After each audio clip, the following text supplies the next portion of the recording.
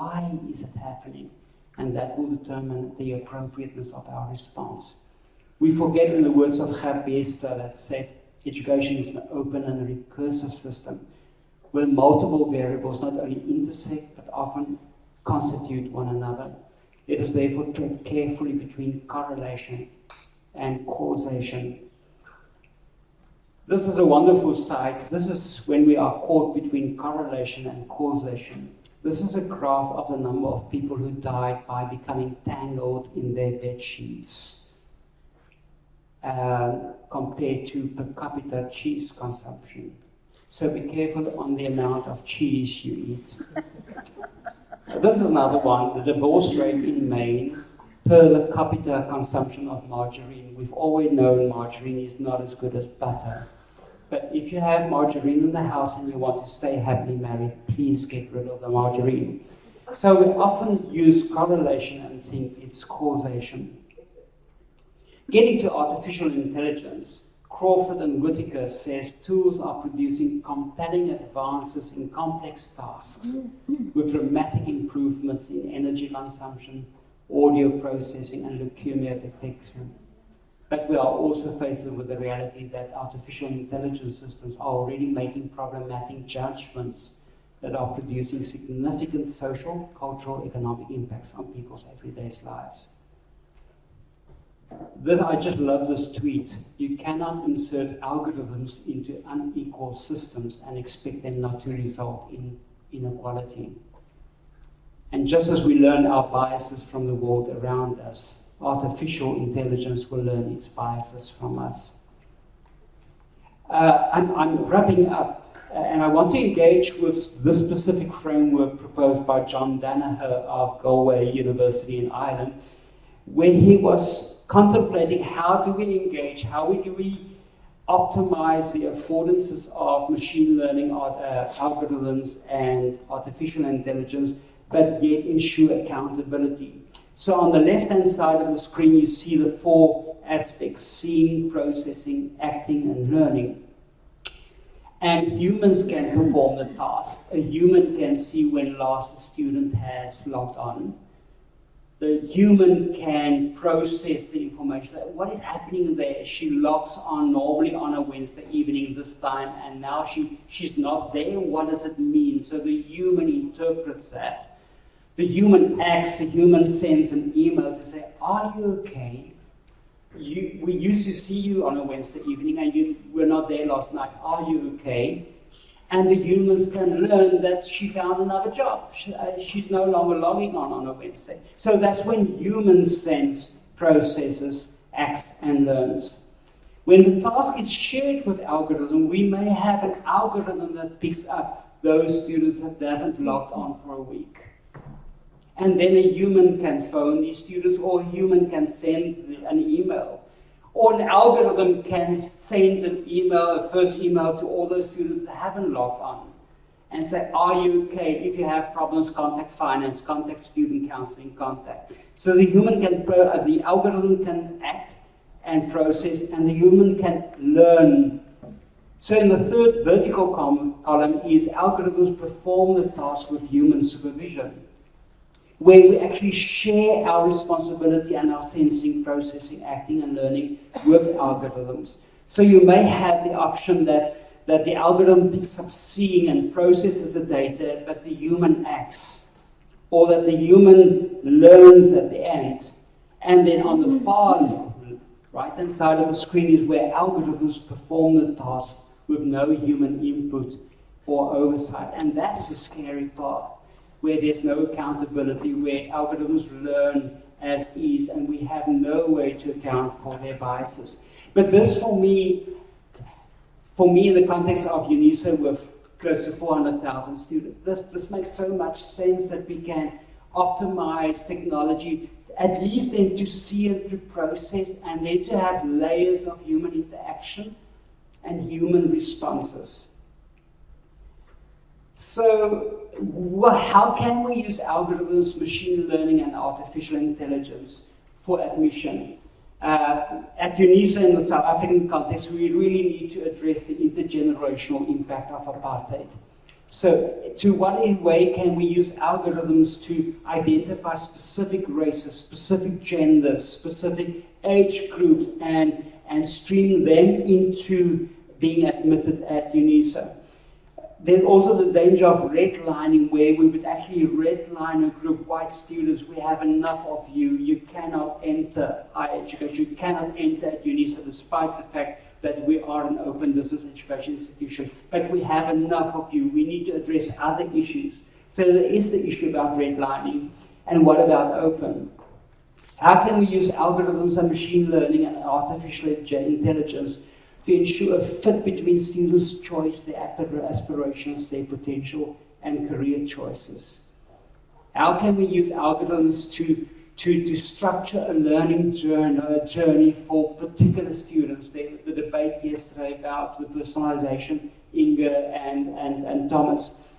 How can we use what machines can sense and process with human oversight about which students are progressing fast and maybe they need a different curriculum, and which students are processing slower through a curriculum and they need more support and different resources, different content?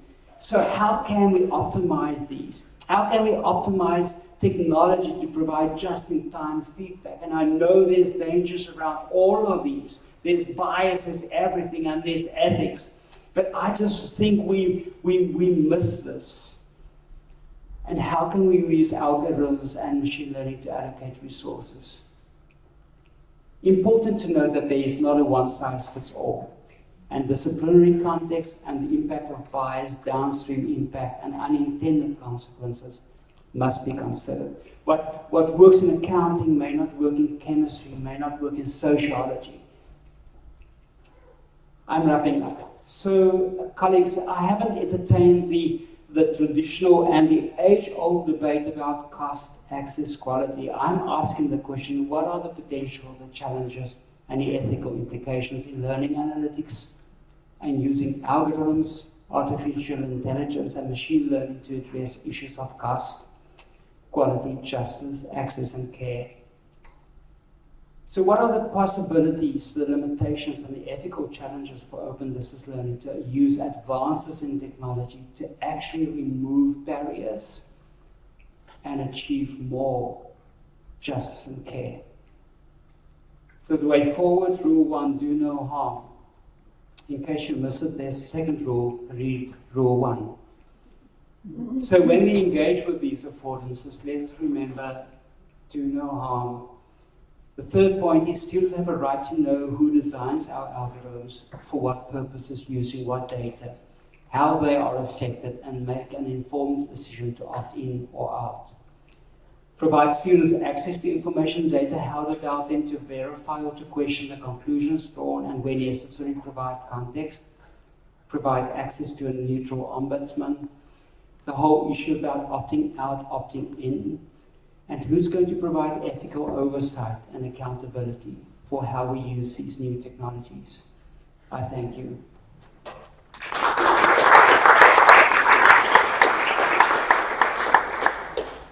I did include a list of references, so you will find them on slides here. Thank you very much. Thank you, Paul, especially for bringing in an extra dimension in the whole discussion about open and distance learning. Call it a moral and ethical dimension. Thank you for your reflections on learning analytics and artificial intelligence and algorithms in that respect. I'm sure that many of you will reflect further on this topic during the rest of the keynote speeches, and that we will have questions at the end of this session for Paul. I'm happy now to invite Isa Janke, the Director of Research for the Information Experience Lab and Professor at the iSchool at the University of Missouri in the US. And she will talk us about studying learning expeditions in cross-action spaces with digital didactical designs. Thank you. Good morning. Shall I close it?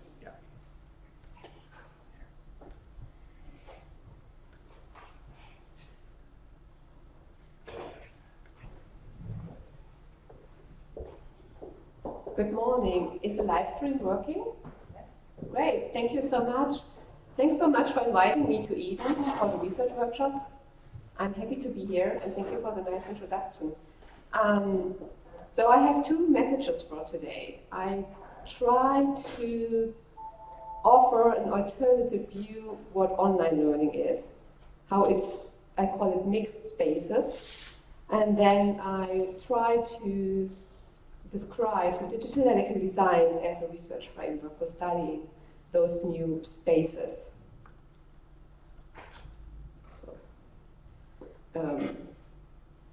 Yeah.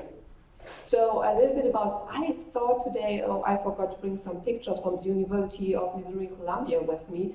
It's beautiful there. So I'm professor at the iSchool, School of Information Science and Learning Technologies. And yesterday, I asked my colleague, when actually did the program started? We have an EdTech, an educational technology program there. And the first online course was 1999.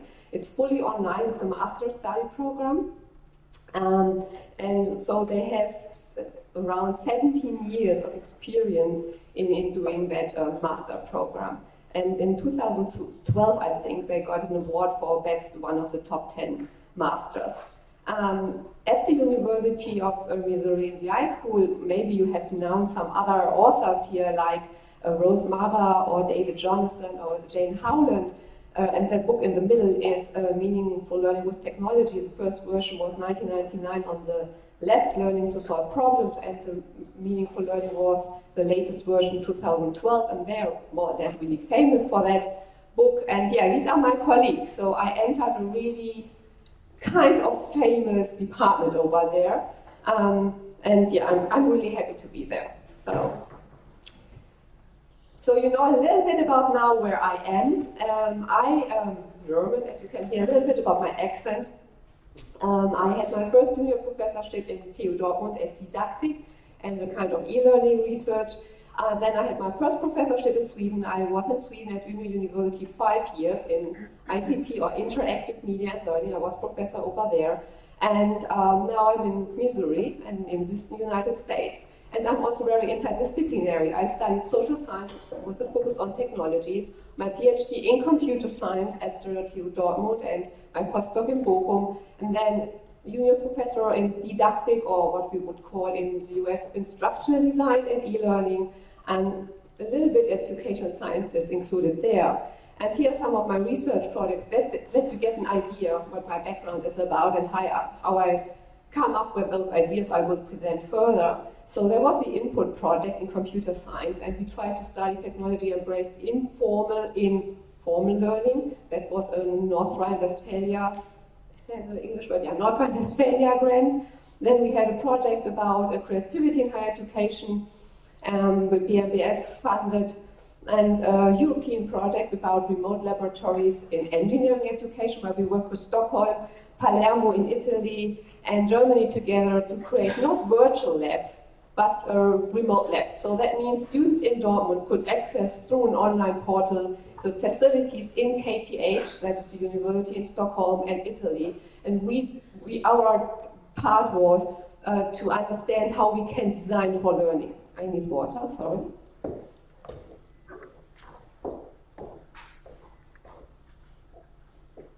In Sweden, then we had one of the projects with Eva Morell, Google Glass project, where we try to understand how we can bring teachers together from different departments and create a more or less, where we actually brought 2 different study programs together.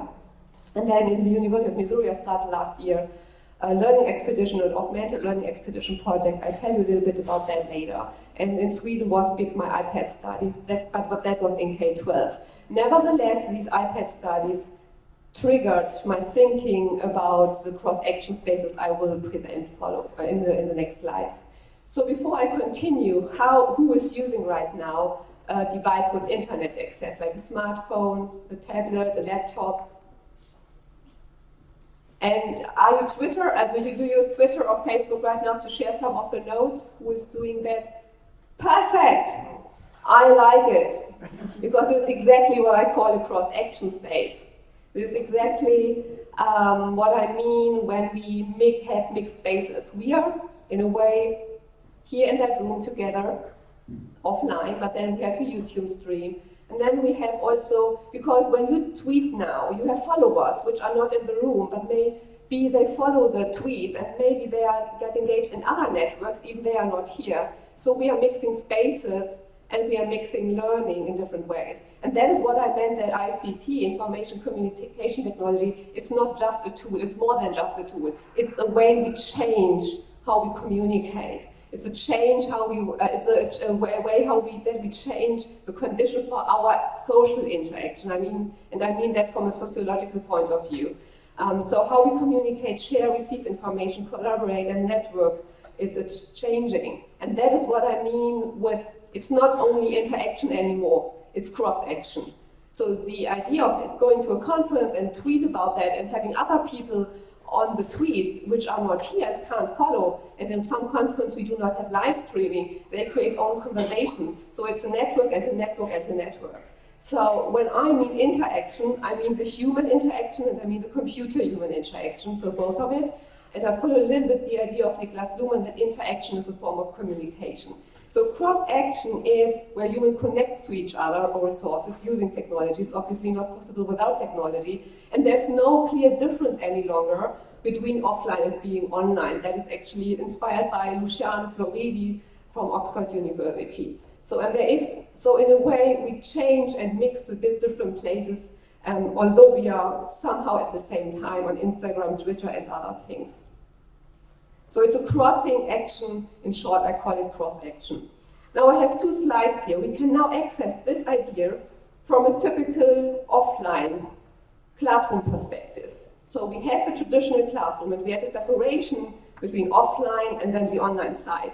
There was no connection, there was no breaking through the walls. So we went to school 20 years ago because there was no other option to getting access to information. We went to school, to the libraries, because there was all the information. In the cross-action space, though, for example, in iPad schools, we mix it up. So we have our students with the iPad. They can use Twitter, Facebook, or other things depending how the teacher designs for learning, and the spaces are merging. And then the idea of getting information is not the main idea. The main idea then that we as teachers design for learning processes. So we design for learning. So now you can ask what that has to do with online learning or distance learning. So the same perspective we can use from the online learning classroom. Think about an online course. We use Canvas, for example. And you might use Moodle or Blackboard, or yesterday I heard about Sakai. And again, there is a separation between what students learn in the online course and actually the material world. So of course in Canvas we can use Twitter as well, so that is not the problem, but there is no connection to the material world where the students are living in. So it's a kind of online versus material world around the learners. And so the cross-action space would be when we have the online course and we connect it also to the material world. Now you might ask, how can you do that either? How can we, when we are online, connect to the material world? And there are several options for that, and I'll show you one of them.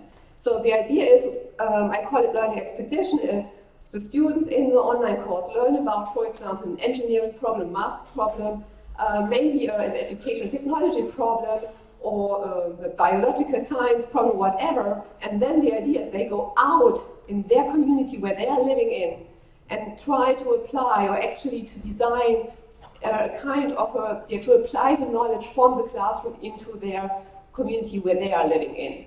And so, for example, think about fossils in biological sciences. They learn about the characteristics of fossils. They maybe never will find a fossil because they think they have to go to a lake, a river, or whatever. But for example, at the University of Missouri in Columbia, the buildings are made of limestone, and in those limestones there are fossils there. Not so many people know that. So the idea is to learn about that in the online course, and then you do a learning expedition and try to find those things in your material world. And then you bring it back to the online class to show it, like in photos and discussions in Twitter things. So the question, however, is when we think about those cross-action spaces, from both of the sides, bringing the spaces together, what is actually learning then? Of course, learning is somehow we talked about yesterday. It's a cognitive issue. It's a person, only people in their mind learn, but it's socially framed. But what is learning across action spaces? And I would argue that, and there are possibly several answers there, but I would argue it's a reflective doing those cross actions as a human. It's a reflective performance of doing it. It's a reflective communication. And then you might ask, what is reflection? And then, of course, reflection also can have a lot of different definitions, but reflection for me would be when we act, when we make choices, decisions, when we do something, but we can explain why we are doing it, we reflect on it, and we can argue, or the learners can argue why this kind of action was useful for the learning progress. And that here is the next build, the next picture is a learning expedition example. So what we did last year, we started to create a prototype with the ARIS platform. It's a web-based open source platform from the University of Wisconsin-Madison. It's easy to use on the editor side, and then you have your kind of a game-based learning expedition on your iPhone. Unfortunately, right now it's only made for the iPhone, but I heard they're doing it for the Android devices as well. So the idea is we created around 7 locations on campus, those questions that you can learn about specific topics around the location. And the idea is, as I told you, to have to go outside of the online course and looking up those on those 7 locations where you can see what is going on. For example, we have big buildings, big columns, and the columns are really beautiful, and people don't know at the beginning that these are the original columns built from 1840, where the university has been built. And then there was a fire and all the other things around were burned, but the columns are still the original columns. And you can see with the augmented learning expedition, the idea is when you see your iPhone or you have HoloLens on another kind of device, you see in front of you the original columns and then how the old building would pop up in front of you, so that you can see the hidden world around you and connect to the social material world.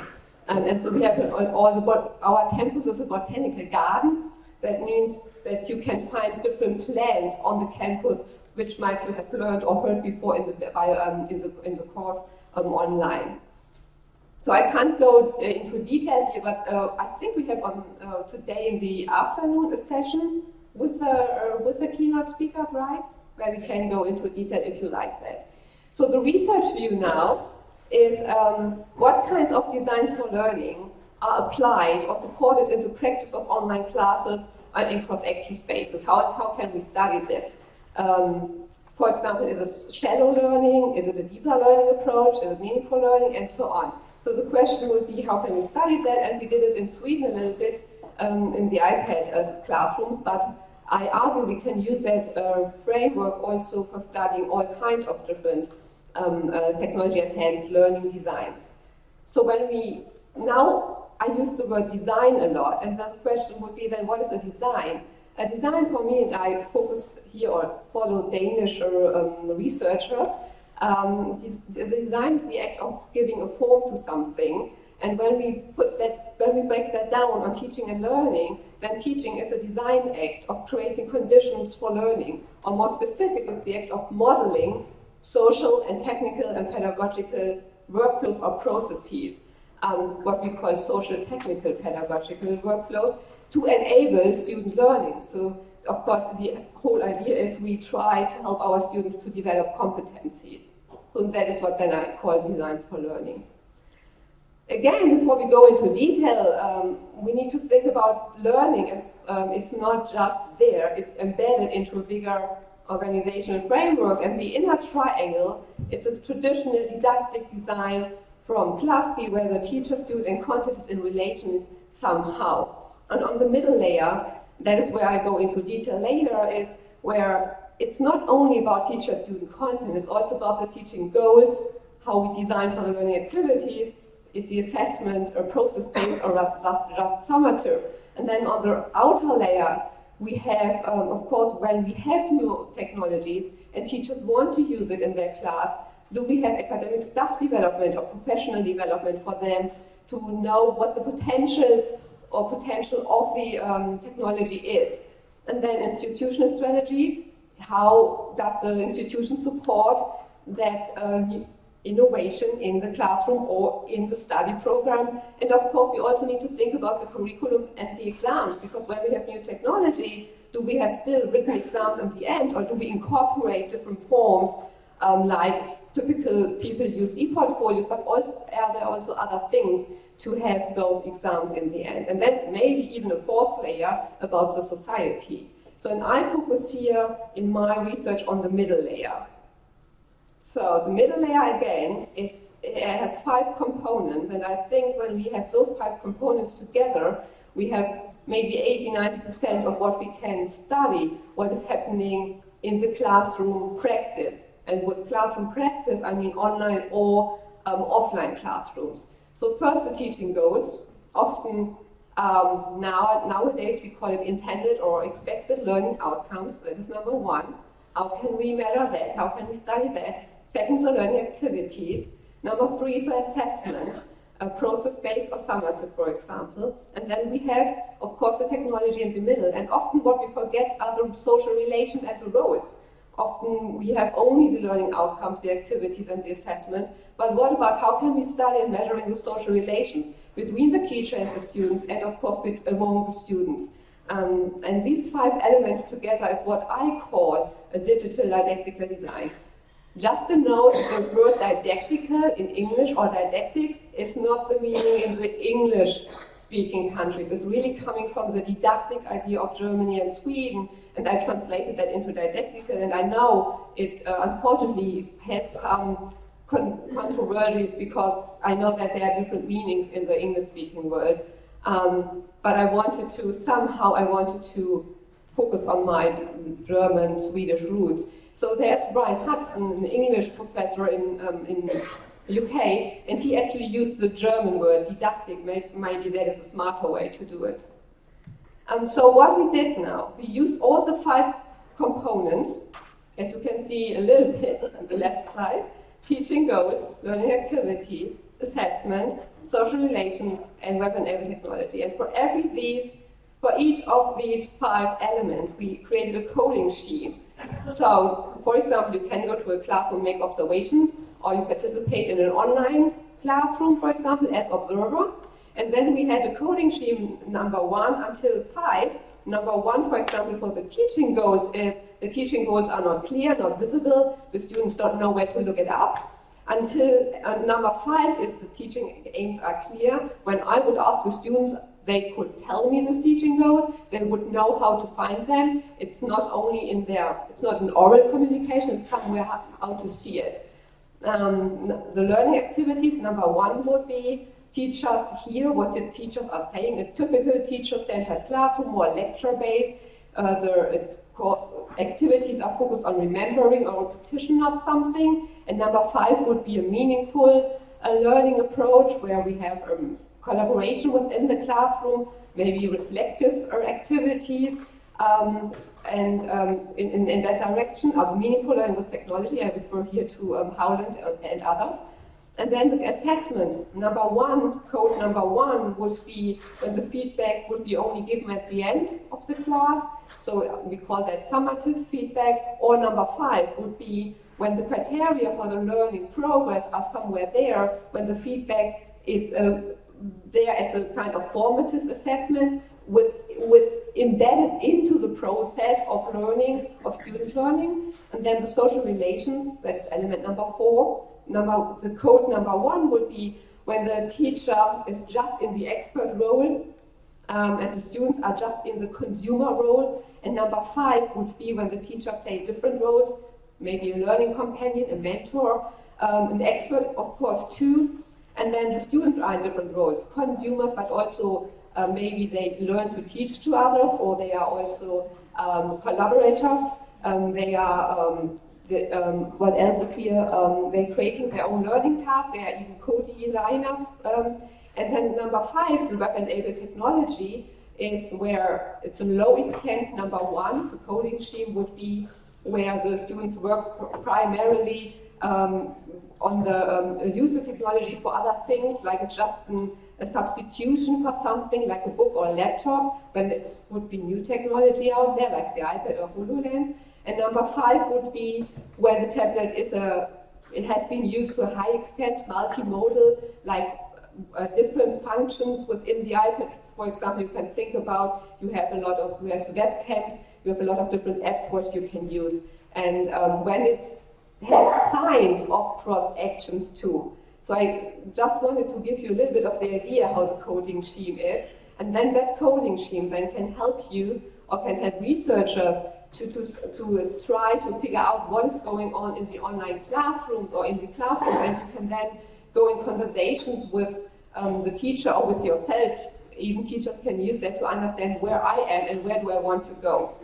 So the assumption is, and maybe you heard it a little bit in the coding sheet, is when you have a number 1, it's more teacher-led, it's more the inner circle of the 5 layers here, and then you have meaningful learner-centered, technology-enhanced practice on the outer circle. So for each of the 5 design elements, then you can see how where the classroom is, and maybe that's satisfying and maybe not. But you can start then your conversation with the teachers, for example. So the idea here is, for example, it is a physics class, and then here's another example. It's more on so that's more the outer layer for meaningful learning, and you will find a lot of different classes where you have here in the middle layer something, and then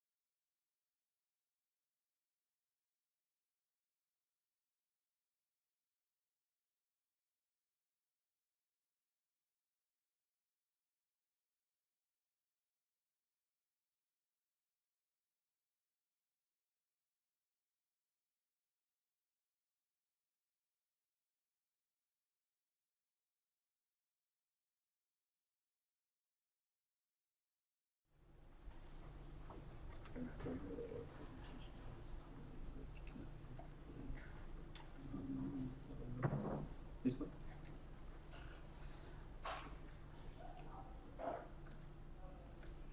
Should be okay. All right. Okay. Thank you so much. Hi everyone. How's everyone doing? Awesome. Great. Thanks for the invitation to be here today. It's a wonderful event, and I want to thank you for inviting me and for taking the time this morning to be here. I know that everyone had a great time at dinner last night, and I've heard it's usually hard to pull people in the next day, but you've made it, so I'm excited that you're here. So today I want to talk about a topic that you likely have some first-hand experience with. And I want to talk about us, academics, faculty, staff, PhD students, the researchers, and the things that we do when we're online. I want to use our online presence as a way to think about one big idea: who we are when we're online as educators. Both keynotes yesterday mentioned social media. We heard about social media today as well, and their role in society and academia. So I want to explore that a little bit further today. First though, let's take a minute and see what we can find out about George, me, when we do a search on my name online. So you'll quickly figure out a few things. You'll figure out that my slides went really quickly.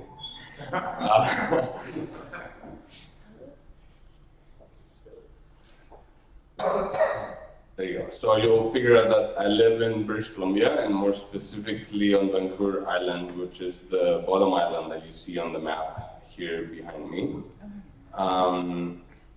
You'll probably figure out that Victoria is a beautiful, picturesque area, access to the outdoors, access to the ocean. These days, fall is just around the corner. The leaves are changing, bright yellows and bright reds. It's just a joy to be outside. But very quickly we'll be looking upon these pictures with fondness because we're going to switch to kind of drizzly, dark days. If you keep on looking online, you might be able to decipher that I'm originally from Cyprus, which is another island. It's about 4 hours from here. But you have to look closely to figure that out because it's not something that's just mentioned on my blog, for example. There's other things on there. And if you're my Facebook friend, I'm gonna stay here and end my presentation with that slide. So if you're my Facebook friend, you'll figure out that sometimes I post links to my papers, right? When I don't feel too self-conscious about it. But you'll also see that I have a cat, and that cat is very commanding. She has a commanding personality, and you'll see pictures of my cat as well. And if you look closely, I'm not gonna go back to that picture, but if you look closely, you'll see that my cat has more Facebook likes than my papers. And I think that's very interesting to consider how cats have come to dominate the web and how they've come to be present, not just on the front page of Reddit, but also on academics' kind of Facebook pages. So just to recap, I have an online presence and I use many of the tools that you likely use. Some are used specifically for scholarly purposes, so academia.edu and ResearchGate are places where I post my research papers. And these might be sites that were created for scholarly purposes. Other sites were not created for scholarly purposes, but I use them in that way. So for example, on YouTube, my research team and I post summaries or video summaries of our research papers, right? YouTube was not created for us to post video summaries, but that's how we've come to use it. Yet in other spaces, like Facebook, I blend my personal and professional self. And my interest is in the blending that occurs between the personal and the professional. and in the decisions that we make about sharing or not sharing aspects of who we are. I'm interested in this because I think it's important. It has important implications for teaching and learning, implications about who we are as educators and about the conscious decisions that we make about sharing in our own classrooms. Not just sharing about ourselves, but also sharing about the decisions that we make about what we include or don't include in our curricula, why we've designed our courses in particular ways, and so on. When we started researching this topic back in 2012, we came up with this framework called network scholarship. And that framework at the time looked specifically at scholarship, right? It looked specifically on the professional practice. So in our definition, which is in the prior slide, it says, network scholarship is the examination of how academics use social media and participatory technologies to refine and improve their practice, right? So how do I use Twitter, for example, to connect to a community of other scholars? How does that reconceptualize my practice? So that was when we started researching this topic, that's where we went to, right? Just the professional practice. And there's many other conceptual frameworks in the literature that think about the relationship between technology and scholarship. And some that you might be familiar with are on the slides there. So open scholarship, social scholarship, digital scholarship. These are all essentially emergent forms of scholarship. They differ in significant ways, but they all focus on professional practice. And they tend to ignore the personal aspects of who we are as academics. We believe that researchers need to explore a wider range of academics' online activities to fully understand their online lives. At present, the community lacks frameworks that make sense of the diversity of our practice. White and Lecornu talk about digital residents and digital visitors. Digital resident, and this is a continuum, right? So digital residents are considered to be those individuals who consider the web a part of their life. It's a part of what they do, right? These people might keep a blog, they might post pictures on picture sharing sites, they might cultivate an online presence.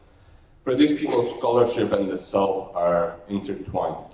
On the other hand, digital visitors are those people who use the web and visit the web to engage in a particular activity. So you might go on the web to book a train ticket, you might go on the web to do literature research, and then you'll go back to doing what you do on a day-to-day basis. So I'm suggesting that continuum to say that different people experience the web in different ways and use it in different ways. For some, it's a functional tool that serves specific purposes, but for others, it's a way of being. And talking about the web as virtual space that's separate from real life might not necessarily be a way to characterize how the web is integrated in some academics' lives. So as we're engaging in this research, we learned that many academics, especially ones that are early adopters, go on online networks and engage in a number of scholarly pursuits, right? They might do things like sharing draft papers, crowdsourcing, open teaching, sharing publicly about one's doctoral journey. If you look at Inga's, for example, blog, you'll see that she's talked about her dissertation over the years, she's shared what she's doing and so on. A number of people do this. Many of these activities have historically been discouraged in academia and are not necessarily rewarded in our current culture. But the culture is changing and there's increasing recognition that online participation may be a worthwhile endeavor.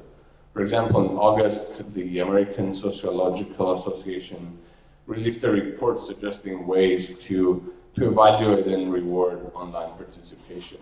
And I want to return to that point in a little bit as we keep on exploring how online participation is not necessarily just a professional endeavor. So in this changing landscape, institutions seem to be increasingly encouraging social media participation, partly because of the benefits that such participation might generate for the institution. Things like increased citations, increased media mentions, maybe access to opportunities for funding. That should cause us to pause and ponder because the lens with which institutions are viewing social media is functional. What function do social media serve? It seems that here it's a tool to gain citations, mentions, and so on. But when we pause and look at academics' experiences online, we see that that reality is more complicated, and when juxtaposed with the ways that institutions view social media, it seems that the institutions and academics have a different perspective of what is happening there. So, for example, let's look at the challenges that faculty face. In interviewing academics, we've learned that it takes time to do social media well, right? And even though we've talked about the personal and the professional self-blending, we know that there are tensions and boundaries around what is personal and what is professional, and what each one of us might feel comfortable sharing in those spaces. So, for example, one academic we interviewed said that I made Facebook this hybrid space, and sometimes it's really annoying. I keep thinking I should be writing or looking at data, but instead I'm managing the different groups of people that are my Facebook friends. And I think I created the conundrum that I live in now. So this individual came into Facebook, and as he was learning about it, he started, adding different groups of people in that space. And as those different groups of people came into that space, he found that he was spending more and more time managing what all these different groups were seeing and what all these different groups were doing on his wall. So what's the conundrum around expressing academic identity online? What is really the conundrum that this individual was facing? We came up with a theory last year to essentially describe how academics use PowerPoint or figure out how to use PowerPoint, because it seems like I'm not able to today. But no, so this theory essentially looks at how academics express themselves online. And we theorize that individuals shape their participation in ways that they believe are acceptable to their audiences, view their participation to be a direct expression of themselves, and feel that this expression only represents a small fragment of who they really are. So to put it differently, when we're on social media, we're really ourselves. We aren't necessarily acting a person, or we aren't role-playing. But that online representation is only a fragment of the true self. So what you might share with your significant other will change if you're alone, will change if you're in a group, and will change if your colleagues are around. So in Facebook, we tend to share things that are acceptable to the different groups of people that are our Facebook friends. But because we have different groups of people there, the fragment of ourselves that we feel is acceptable to everyone becomes smaller and smaller. So even though Facebook was promoted as a way to, share and learn about others, what's become is this place where we're all sharing smaller and smaller versions of ourselves. We think that this is significant because our audiences are complex and they shape what we share with one another. In our research, we identified 4 specific audiences that academics think of when they're online. They think of other academics, they think of family and friends, they think of individuals who share commonalities with them, people who are familiar but really perhaps unknown to them. Sometimes when we consider to exist when we consider that there's incompatibility between these different groups. We share less and less. So that's referred to as context collapse. And the solution is to attempt to keep audiences separate. So what we've seen is people coming up with strategies to separate the audiences. So they might have separate Facebook accounts for separate groups of people, or they might filter their posts to be acceptable to everyone, or they might filter their posts to send them to different groups. On the other hand, though, we've seen that sometimes context collapse is seen to be beneficial.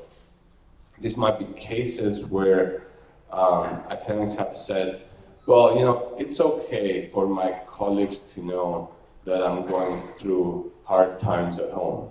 And it's okay for my students to know that as well. And sometimes that choice is made intentionally. In interviewing academics about difficult disclosures that they've made online, and by difficult, I'm referring to things like disclosing about mental health, disclosing about divorce. We've realized that many of these disclosures are tactical and intentional. And even though in the popular literature, like if you read the Chronicle of Higher Education, the advice that you'll get is be wary about what you're sharing, think twice about what you're sharing. But in interviewing academics, we've seen that they are wary about what they're sharing, they're thoughtful about what they're sharing, and sometimes the thing that they're sharing, even though the Chronicle of Higher Education might consider those things, career suicide, the academics that we interviewed have seen them as political statements, as ways to encourage reflection and have the community think about these deeper issues. So let's go back to institutions for a second. When institutions view social media with a functional perspective, we need to say, wait a minute, online participation is more than just a quest to gather likes, amass retweets and media attention. For many people, it's a way to find community, and it's a way to hang out and speak truth to power. But social media are beginning to be co-opted into the institutions, and their metrics are beginning to be used to assess academic labor and performance. They become part of what the sociologist Roger Burrows calls an audit culture and a complex data assemblage. They become part of who we are and what we do, and here we have to be critical. In trying to be critical, I'm going to finish with this study that we recently did. We tried to understand a large group of academics by looking at their Twitter participation. So what we did was we looked at a conference hashtag and identified participants, right? We went through that data and we did the unthinkable, as Paul describes it. We scraped that data set. And we coded all the participants that were on that hashtag to identify their role, right? So if they said, I'm a student, in their bio, we labeled them as students. If they said, I'm faculty, or I'm a researcher, I'm a postdoc, and so on, we identified them as faculty. So at the end of this process, we had 469 student and faculty Twitter accounts with their bios, with their tweets. The Twitter API allows you to collect the latest 3,600 posts per user. And we put many of this data into regression to see what we wanted to see whether there was a relationship between follower counts and other metrics. So in other words, we wanted to see if we could predict followers.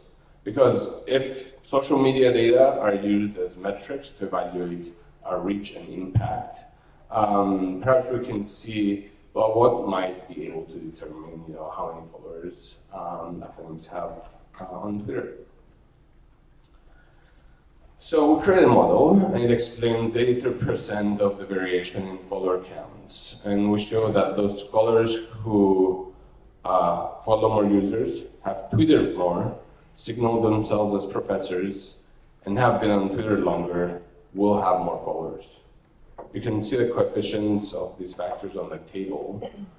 But essentially what this says is if you want more followers, follow more people. It doesn't matter what you say. It doesn't matter what your scholarship is like. So once we start thinking about social media metrics in these ways, and once we start critiquing them, then we might start seeing that social media metrics might not be appropriate measures to use to look at how academics are doing their work well. So essentially, if you are looking for an answer to the question of how do I get more followers on Facebook, just follow more people. And that's the most practical advice that I can give.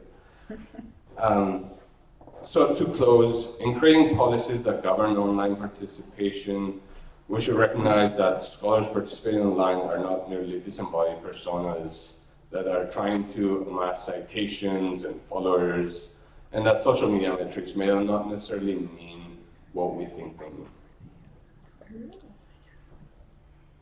I have these slides up on SlideShare, and if you're interested in the work that I cited, you can get my publications by looking at my personal blog.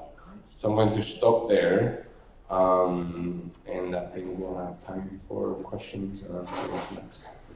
Thank you, George. Thank you.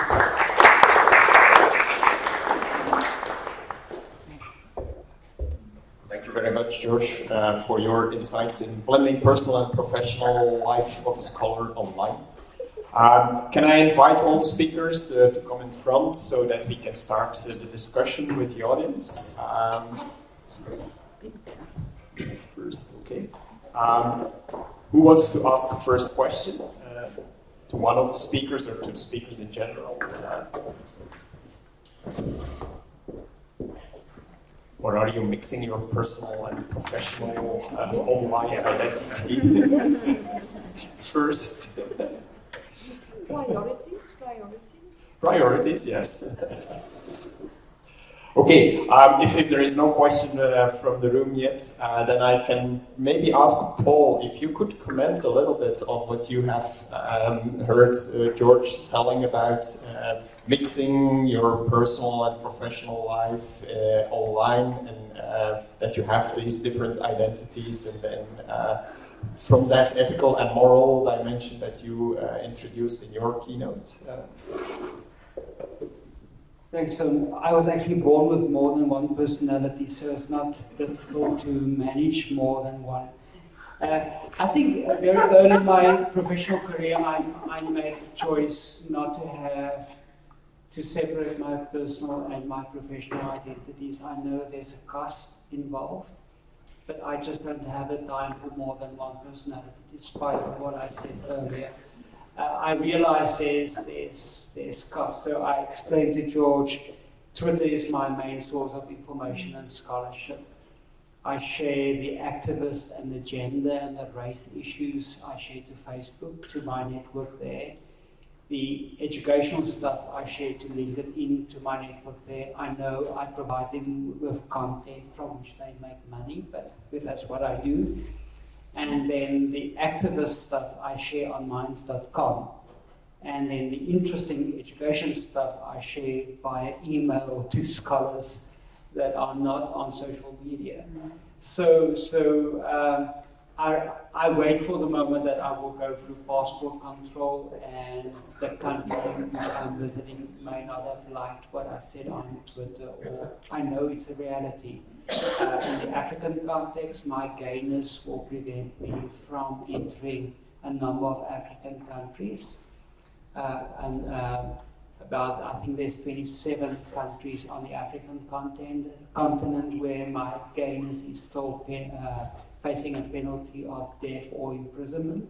So I realize I'm coming out online has a penalty, but I just made the choice. And I will handle the cost. Okay, thank you, Paul, for this very personal answer. Isa, you want to react on that? Do you have the dual personality online? What is the question? If you also have that, let's say, a personal and professional identity combined online, and, do you make a separation for yourself? Oh, this is a hard question. I don't know. I never reflected about that. I think so when I started with Twitter, that's many years ago, I think I made a decision to say this is a good idea to get in contact with other people. So I used it more for professional things. Even the Facebook, I'm in Germany, I used it for professional contacts. That's true, yeah. But since I can't really separate myself if I'm professional or working now on ESA, or everything is mixed together somehow. That actually reminds me on a tweet from Christian about seamless learning. So maybe I created a seamless identity in the cross-action spaces.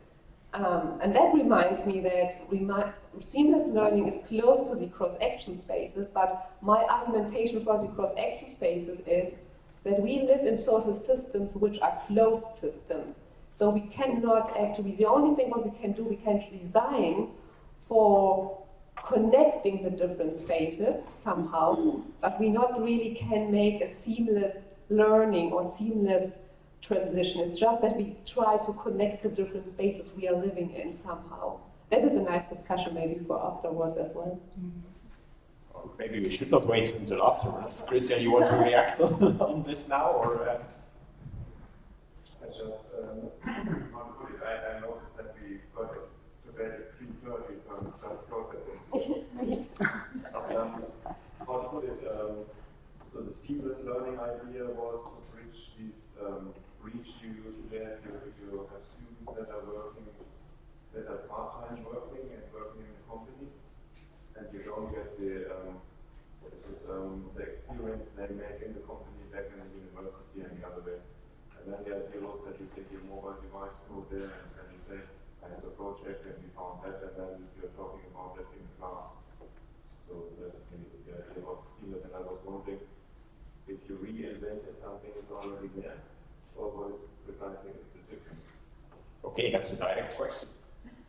I think I have another view on that. I do not focus on the activity of learning, or don't come from the learning part, because seamlessly learning for me implies we can everything make seamlessly, and that is like to have a wonderful vision of what is going on, but that is not how the world works for me.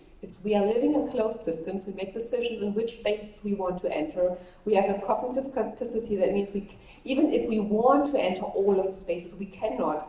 So this means we are closed systems, and even if we enter a space and we are newbies, then the problem is that maybe because they already created a pattern of behavior, we will be kicked out. That's not nice, but that is how systems work. So coming from that Niklas Luhmann perspective of social systems, although we have now spaces, it's not an open world, unfortunately, it's not. That's the reason why we can't, it's a wish to create seamless learning, but my argumentation would be we connect the spaces somehow. So it's more a different view, it's more a sociological view on that we have to design in different ways how to connect them instead of making it seamlessly. So I think I have a problem with the term seamless in detail. The idea to connect learning and the workplace, that is also kind of collaborative learning at the workplace a thing. So this is has been done also in other places. So this is the idea of it is fantastic, and a great effort and a great endeavor of those people like Marcelo Milrad in Sweden. And I know them there. But the question for me would be: is the word seamless the correct word term to express what is going on actually?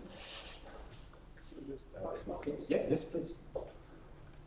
I'd like to add something to connect have this conversation around personal and professional to something that Paul was talking about in his talk. So as you know, as we're talking about what we share and what we don't share, it seems like we're focused on personal agency and our own decisions. But I think we need to recognize that in the current iteration of the web and what seems to be coming, some of those decisions are made for us, right? So in the algorithms that are being created, it might be that, you know, what I share and think that is just being shared, you know, with Eden might be amplified and shared with a broader group that I don't necessarily expect, right? So, and I think it's important for us to think about that because, you know, currently we have the tendency to think that taking our students out in the open web and engaging with them in open spaces is going to be beneficial for them, right? Because they will learn about how the web works, they might be able to engage with other communities, but we don't pause and consider how what they are writing online might be exposed to audiences that are not necessarily as friendly to them as their faculty member, you know, behind closed doors. And I think this becomes increasingly problematic when we consider issues of gender and race. Can I just respond? Isa referred to the work by Luciano Floridi of Oxford, a philosopher whose work I just love. He recently wrote two books. The one is the Unlife Manifesto, in which he makes a point, and I think that points to something George says. Even if you choose to be offline, you're actually online. Your mobile phone is leaking data, it's leaking your location. Someone tracks you, someone knows where you are. So even if you opt out, you're actually in. So, and I think that's the implications of that is immense. So we're living on life. There's actually the separation between professional and personal is increasingly dubious. So yeah, I think that's it. And then look at his book on the fourth revolution, in which he makes a point that privacy is not you stealing something from me like my data. Privacy means that you're stealing my identity. You're taking something like my arm and my leg. And so that's a very interesting distinction. Okay, thank you. Okay, Diana. I think you can hear me. Yeah, we know you. I'm used to teaching class. Yeah. So, in fact, is a comment and also a remark probably to everybody, but maybe also to George, is how many of your universities have policies regarding your online presence or what you're doing on social media or things like that? Or if you, in your research, you have found out, because at least in Europe we don't, but I was in touch with several American universities, United States I mean, American universities, and they clearly had a very clear policy on what you're doing, what you're mentioning, and even if in your Twitter profile you mention you belong to a university or not, then what you can post and what you can't post, or what you can do. So. Is there anyone in the room that knows his or her institution has such policy? UNISA has one. UNISA has one? Okay. Yeah. Yours too? Okay. So 3 at least. Diana, you can talk with them. Yeah, no, I don't want to talk to them. I'm sorry, that's not it right. The thing is that it became, at least in 4 countries with whom I'm working, an increasing issue in Europe. And especially with this political situation, which is now getting a bit difficult in England, more or less. That's what you can do and what you can say, especially with the focus on Brexit. And George, have you found out in your research what? So my gloomy self is going to come out. So increasingly, I guess, seeing that institutions are operating like businesses. So in the policies that I have seen, there seems to be a desire to control and surveil. There's a paper published about Canadian institutions about 2 years ago, and that was also their major finding in examining the policies of Canadian institutions. That was the general idea behind those policies. largely because institutions have developed brands that they would like to protect from, the silly things that academics say online. In the States, some of those policies seem more draconian, like the Kansas policy caused a bit of a discussion, I guess, a couple of years ago, because it basically said we can do whatever we want, and you can't just use social media in ways that you want. But I don't know what the situation is in Europe. I don't know what those policies might be. Okay, thank you. More questions? Yes, please. Just a couple of points circling in my mind, and I want to bring a couple of things together. These are, when you talk a lot about design, and I'm thinking about teaching as a design science. I'm not the first one who's spoken about that. Other people see teaching as a design science, and therefore, being a proactive enterprise in the sense that a teacher will go about doing something. I wanted to tie that with Paul, when we talk a lot about, there's a lot of talk about open educational resources and open educational practices. So if you think about teaching as a design science and a proactive activity, how do you reconcile or explain what's implied by teaching as a design science and open educational practices in terms of, say, duty of care and what the teacher is supposed to do, and how much openness do you expect students to have, for example, within let's say, an open and distance learning context? What do you mean with openness in that? Yeah, well, this is where I was talking before, because there's this whole conception about open educational resources and open educational practices.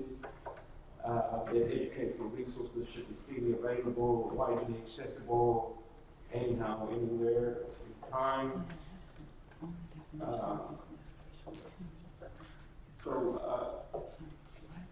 How do you reconcile teaching as being a design science and learning as an open educational practice?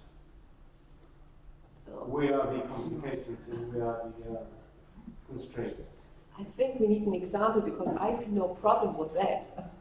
Let's design it and let's using when teacher has their access to those open educational resources, why shouldn't they embed that into their teaching and learning processes?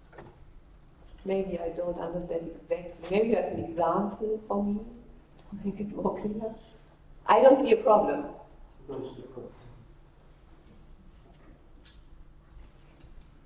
It's like a good engineer, never see problems, only solutions. Okay. I would like to bring in another aspect in the discussion, and for those who know me, I love students, and so I haven't heard in the keynote speeches too much about the students themselves. It was more from the viewpoint of the institutions or the teachers, and I can imagine that indeed a lot has to be done in let's say, changing how institutions are working in the areas that have been presented in the keynotes. But I'm also sure that we expect other things from our students, from the learners, to react on or to learn in the new environments or the new aspects that have been introduced in the keynote speeches. So I would like to invite every one of you to reflect a little bit on how you see what you have been talking about from the viewpoint of students or learners. I don't know who wants to start. Yes, Paul? There's a wonderful article. The author's names now just elude me, but where they talk about student-centric learning analytics, where students are not seen as data objects, but as participants, as participants not only in opting in and sharing data, but also sharing the sense making to say, this is what it means, and to check on our assumptions about what it means. So I really think it's a very crucial aspect, and thanks for raising that. We see them as data points that we present at conferences on a smart graph, and they much more, there's lives behind the data points, and we should get the lives on the screen. Okay, thank you. Lisa? Thank you. So in my research, I didn't say so much about the students, is that in the best ideal dream world, the students would become a co-designer with the teachers together to create those learning processes, online, offline, cross-action, online, whatever. So what I now start at the University of Missouri is that we do with the students together these learning expeditions. So in the first year, we use that ARIS platform to understand how the technology is working, to understand a little bit the challenges and problems with the technology and how we can implement design thinking with a small team with my doctoral students together. And now in the next year, we said, why should we are not the subject matter expert when it comes to biology, engineering, or math, or teacher education. So how can we invite 25 students working with us, that they become designers for learning, game-based, or that they create games for learning, or kind of games learning toward learning expedition. So we try to incorporate them. And in the future, I envision an idea where we have flexible modules. So in the best world, we would have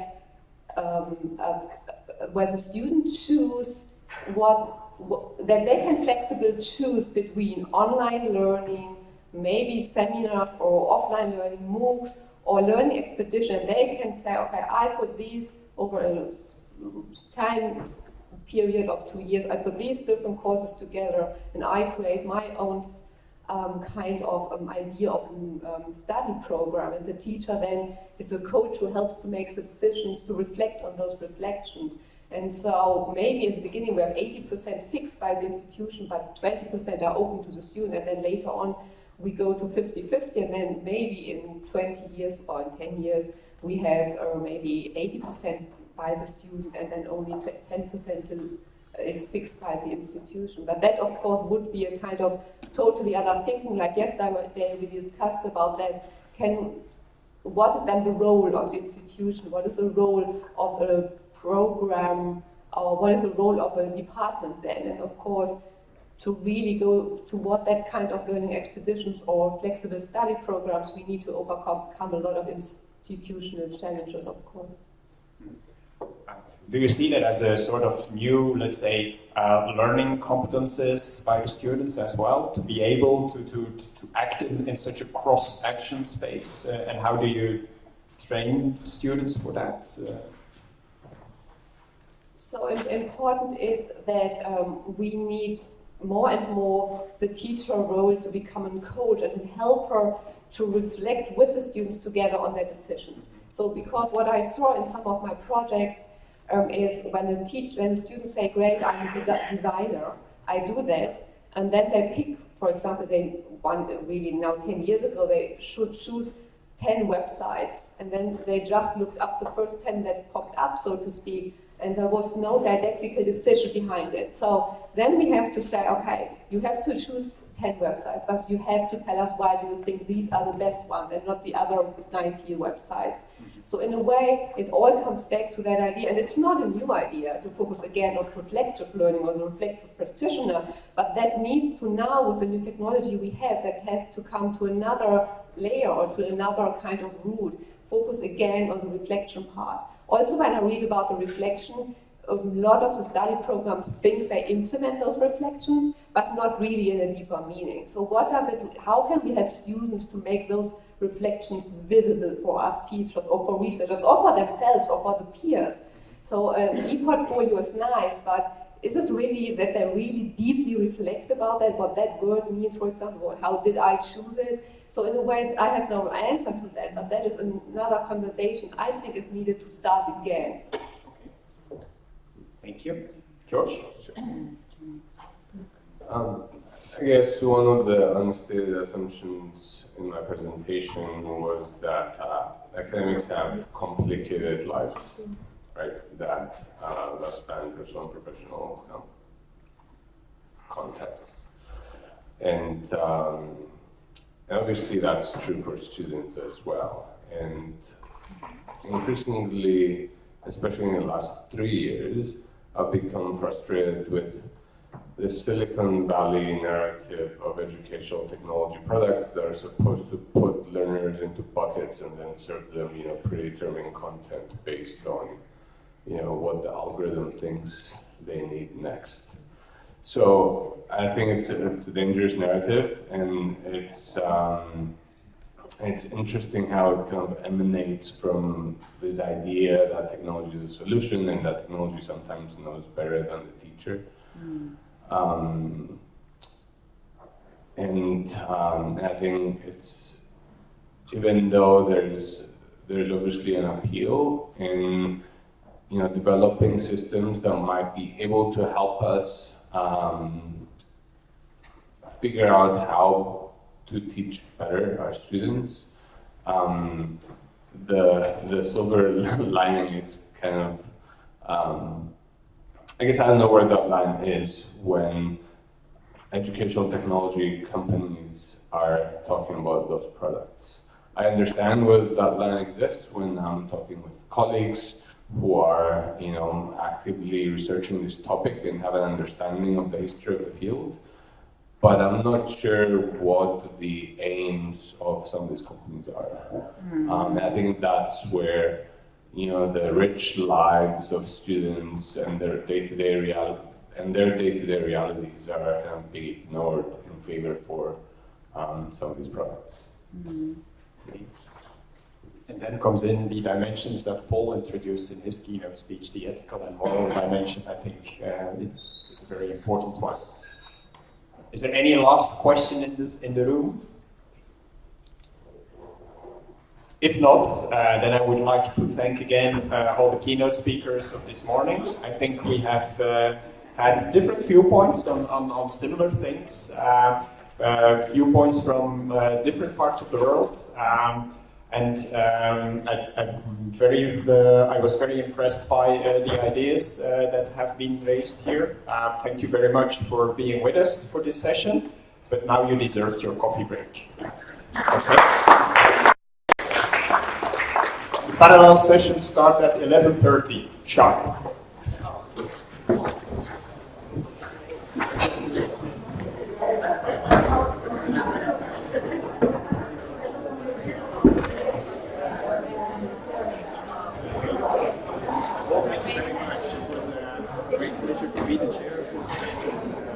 It was also interesting to hear different